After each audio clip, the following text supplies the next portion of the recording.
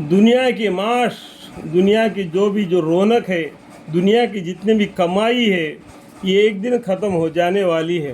اللہ کے یہاں وہ ہے، وہ ہمیشہ باقی رہنے والے ہیں۔ یہ دنیا کی زندگی مومنوں کے لیے، مسلمانوں کے لیے، متقین کے لیے نہیں ہے، یہ استعمالی چیز ہے ہم لوگوں کے لیے۔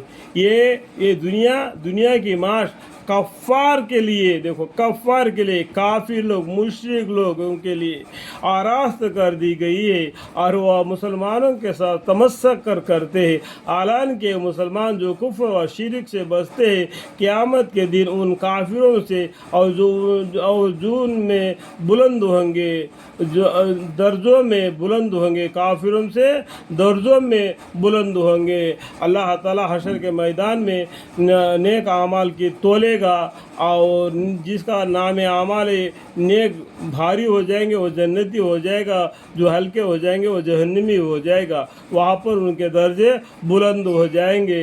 جو ایمان لائے اللہ پر، یہ دنیا کے زندگی پر خوش ہو گئے، اور کفار لوگ، کافر لوگ، مشرک لوگ، ان کے درجے گھٹ جائیں گے۔ اور آدمی کو محض فراغ معاشیت پر غور نہ کرنا چاہیے۔ دیکھو جو کچھ اللہ تعالیٰ نے دیا ہے اس کے پر کالر نہیں اچھالنا۔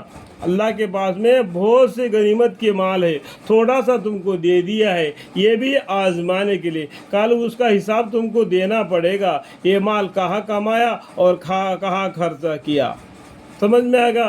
غور کرنا چاہیے کیونکہ روزی تو اللہ تعالیٰ جس کو چاہتے ہیں بے حساب دے دیتے ہیں، جس کو بے حساب دے دیتے ہیں اس کا حساب بھی لے دیتے ہیں، سمجھ میں آئے گا؟ اس لیے محض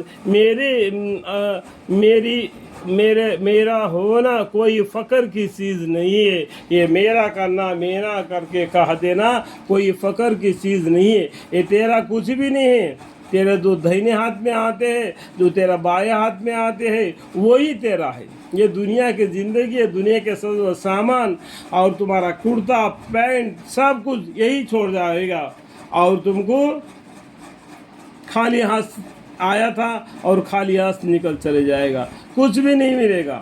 اس کے لیے جو اللہ تعالیٰ نے تمہیں جو روزی زیادہ دی، بلکہ غریبوں کے سامنے کالر نہیں اٹھانا، کاندھا اٹھا کے نہیں چلنا۔